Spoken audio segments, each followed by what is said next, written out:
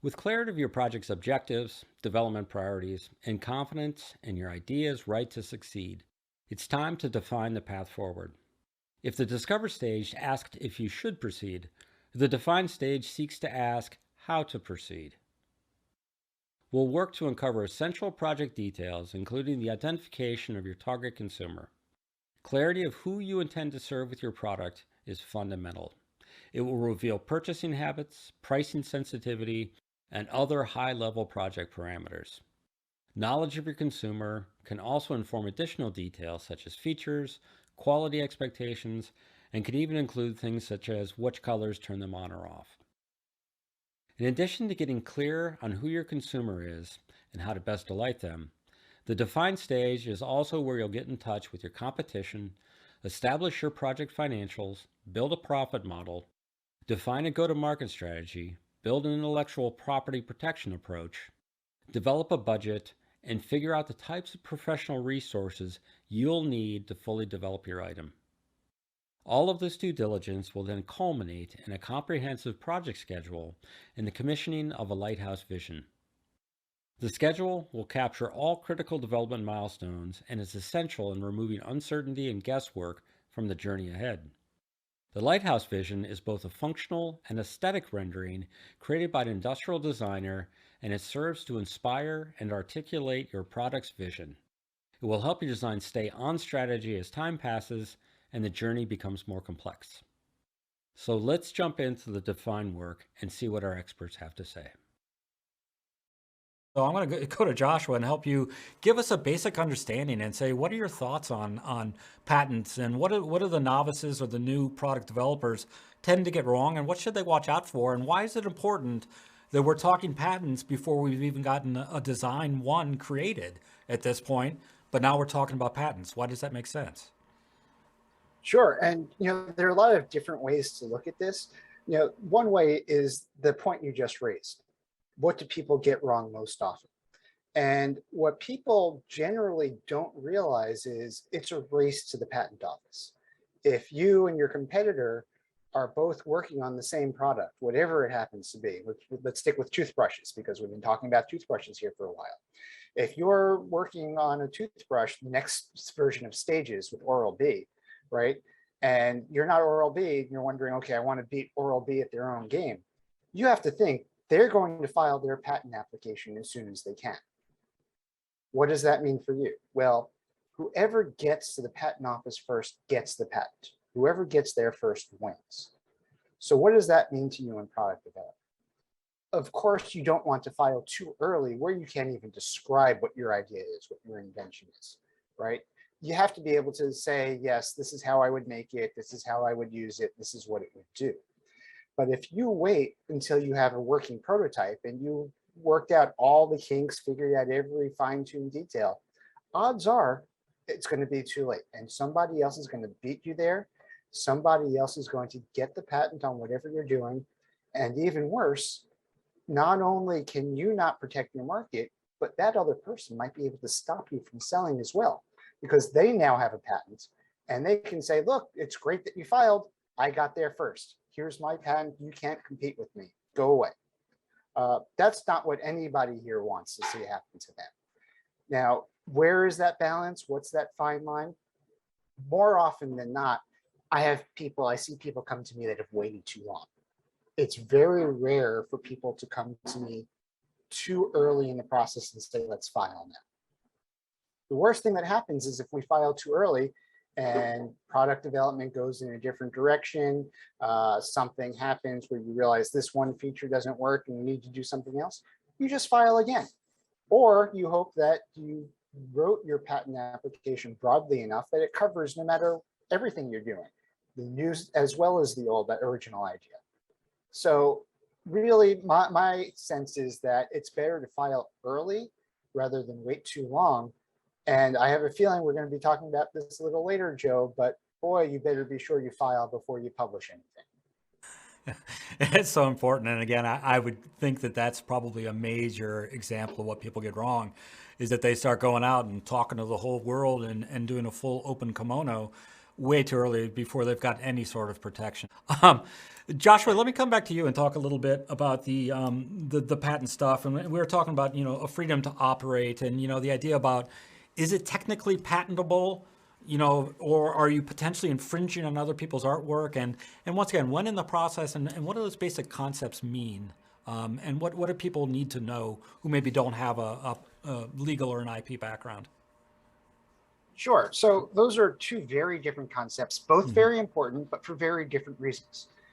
If you're looking at trying to protect what you're doing, trying to make sure nobody else can compete with you want to get a patent on that product. The way you know if that's even possible is you do a patentability search. What does that mean?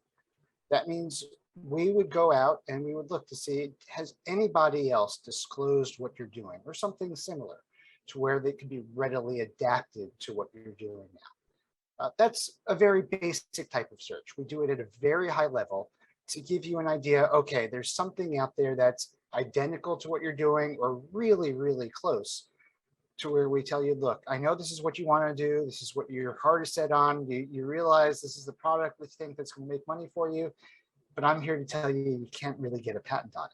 So if you're relying on that as part of your market strategy, you're going to need to go back to the drawing board. We always recommend that as the first step in the patenting process, because wouldn't you rather know for a small upfront investment of time and money before you spend months, years in product development, in design decisions, in many thousands, tens of thousands, possibly even hundreds of thousands of dollars to advance that product to market, when suddenly, again, you were relying on that patent to protect your market, and now you don't have it because you can't get it. I'd rather know that up front, and all the clients I work with would rather know that too. The other side of that is the freedom to operate, meaning if I have a product and I sell it, can somebody sue me to stop selling? Does somebody else already have a patent where they can keep me off the market? That is a much more detailed search, a much more detailed analysis. You're looking at a smaller part of the patent because the patentability search, you look at everything, what's out there. But you really have to pay much closer attention to that smaller bit. So even if, for example, somebody else, let's go back to the toothbrush. If somebody else has disclosed the exact same toothbrush as you, whatever it is, the stage or however you think about it, you can't get a patent on it. You can still launch a product potentially, but you can't get your patent. If instead somebody has a patent that covers any toothbrush with the idea of different stages, it doesn't matter what specific stages you use. You might be able to get a patent for those specific stages. But because somebody has a patent covering any toothbrush using any stages, they can keep you off the market. It's a very different analysis. It's much more detailed. It's much more focused. Most of our clients prefer to wait until later in the process to do that freedom to operate analysis. Just because due to the details and what's going on, what's involved, you want to know what your product is going to look like, because that's what you're going to want to see if you have freedom to operate on. Remember, I said you might want to file your patent application before you have a final product, before you have a working prototype, because it's a race to the patent office. Not until you have that final product developed do you really want to spend the time, effort, and resources figuring out whether you have freedom for that product, because any small little change could impact whether somebody else can stop you or not.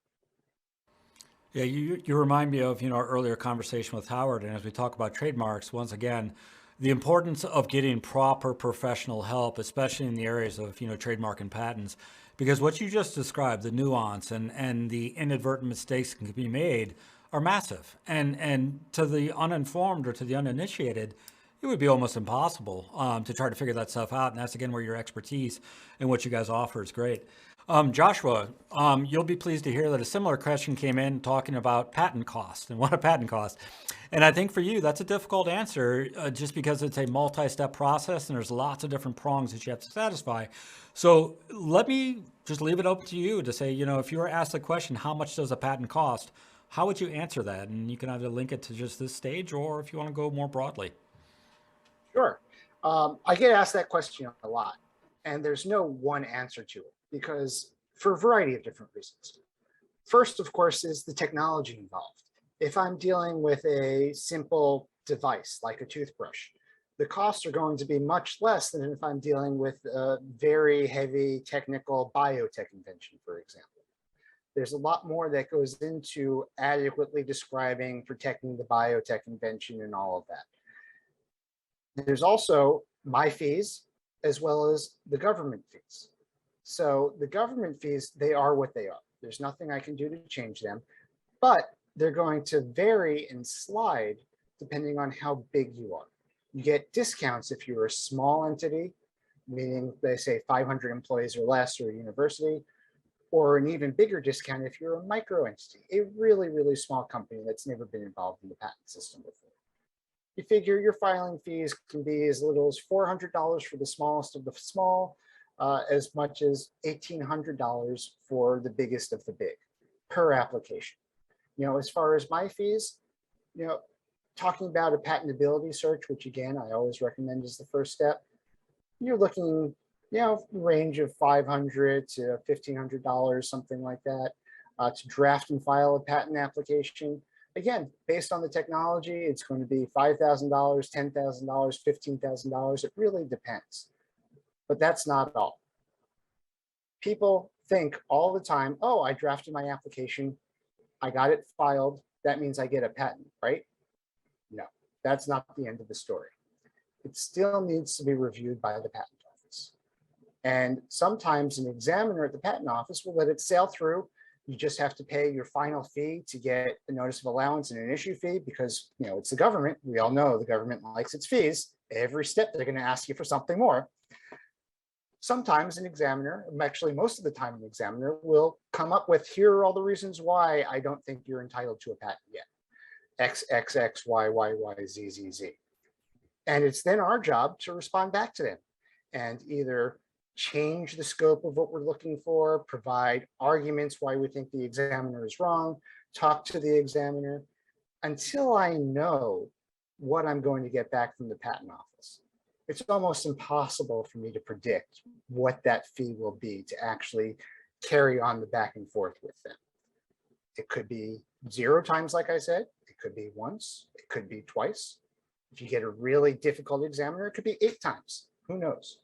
I would say the average case is 1 to 2 times you'll do that back and forth dance with the examiner as a good rule of thumb.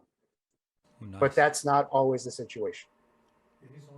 So I think we're about out of time for this section, but Dennis, your information, as is everybody else's information, is going to be shared with all the attendees after the event, and all of your contact data and how to get a hold of your organization will definitely be in there. So thank you, Dennis, for sitting down and kind of sharing your thoughts and kind of helping us think through the brand marketing and these aspects of the business. And this information we're talking about, we've talked about a lot of things, and while it can sound a little bit overwhelming, my experience has been that, that old adage, how do you eat an elephant? Well, you do it one bite at a time. And I think that if you put a plan together and you lay things out and you take it chunk by chunk, all of these things start to make sense and they start to drop into place. And it may sound like a lot, but it's actually quite logical once you actually lay it all out and start going through the work. So again, Dennis, thank you for joining us and thank you for being here today. We do appreciate it.